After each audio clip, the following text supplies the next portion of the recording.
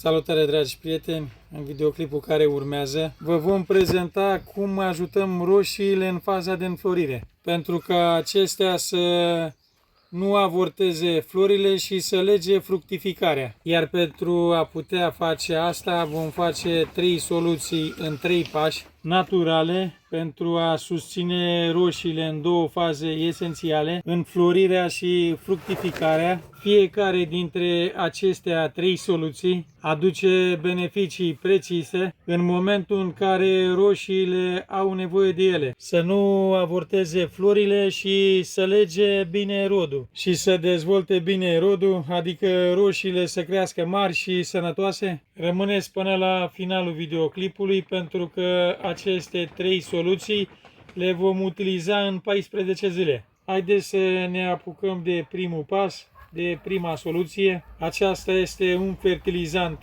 natural care ne ajută roșiile în faza de înflorire. Pentru a ne apuca să facem primul pas, avem nevoie de o măsură de 300 de grame de cenușă din lemn curat și 2 litri de apă, dar fără clor.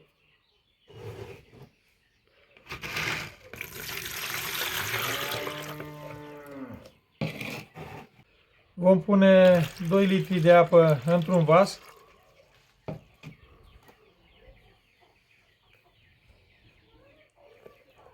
Și vom adăuga cenușa. Cenușa din lemn curat este o sursă naturală de potasiu, calciu și fosfor, esențiale pentru o înflorire sănătoasă și o fructificare reușită. O vom lăsa 24 de ore, adică o vom face astăzi și o vom folosi mâine. După ce au trecut cele 24 de ore, vom lua acești 2 litri de soluție și îi vom pune peste alți 8 litri de apă. În total facem 10 litri de soluție.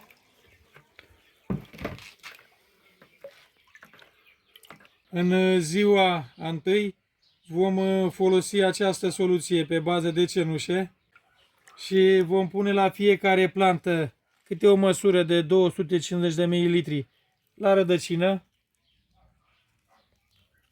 Această soluție le va oferi roșiilor toți nutrienții și mineralele de care au nevoie pentru ca florile să se transforme în fructe și fructele să se dezvolte rapid. Această soluție ne va feri roșiile și de putrigaiul apical. Haideți să vă prezentăm pasul 2, a doua soluție. Pentru al doilea pas avem nevoie de niște apă călduță și 10 grame de drojdie uscată.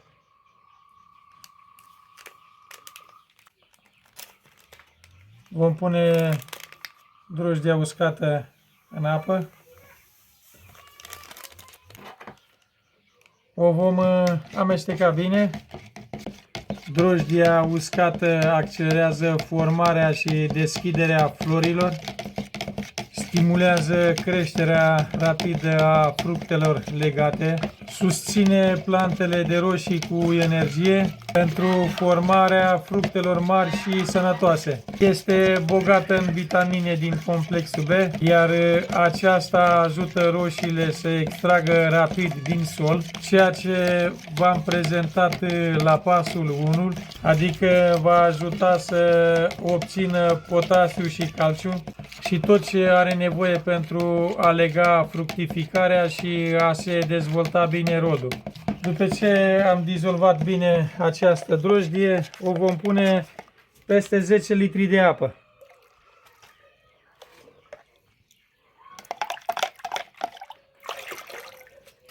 Vom amesteca bine și vom merge în grădină. Această soluție de la pasul 2 o vom folosi în ziua a 10-a. Deci la 10 zile, după ce am folosit soluția de la pasul 1, vom folosi tot câte o măsură de 250 de ml la fiecare roșie. Această udare la rădăcină va aduce beneficiile care v-am vorbit mai devreme. Rămâneți să vă prezentăm și pasul 3, cel din urmă, dar este foarte important. Noi vă prezentăm o schemă completă ce oferim roșiilor din faza de înflorire până la maturitatea fructelor. Haideți să vă prezentăm pasul 3, a treia soluție, pe care o folosim a patra zi după soluția cu drojdie, adică a 14-a zi după primul pas, soluția cu cenușe. Aceasta este foarte importantă pentru florile care sunt deja înflorite și pentru florile care va înflori. Ajută foarte mult roșiile să nu piardă florile, adică să nu le avorteze, cum se spune în termeni, să lege fructificarea și să avem un rod foarte bun la roșii. Această soluție o vom folosi foliar, după cum v-am spus, a 14-a zi după prima soluție. Iar dacă veți folosi acești 3 pași simpli, veți avea o producție de roșii mult mai mare, iar roșiile nu va avorta nicio floare. Mai concret, această soluție ne ajută să lege fructificarea, adică florile să se transforme în fructe. Pentru a putea face această soluție avem nevoie de acid boric. Acesta îl putem procura din farmaciile umane. Mai avem nevoie și de apă caldă, apa să aibă o temperatură între 40 și 50 de grade.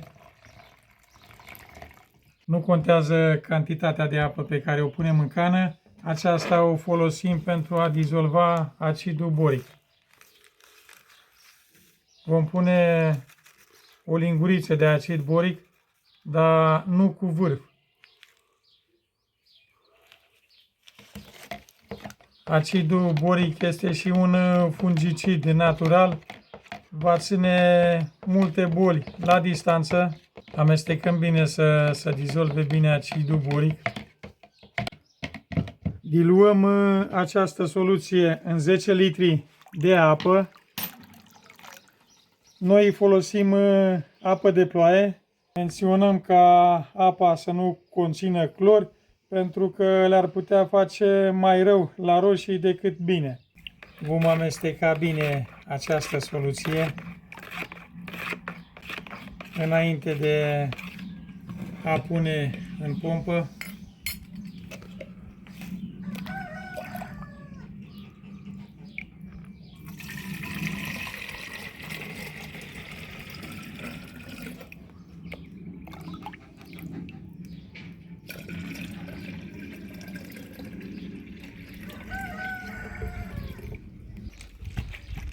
Haideți să mergem în grădină și vă vom spune cum o puteți folosi.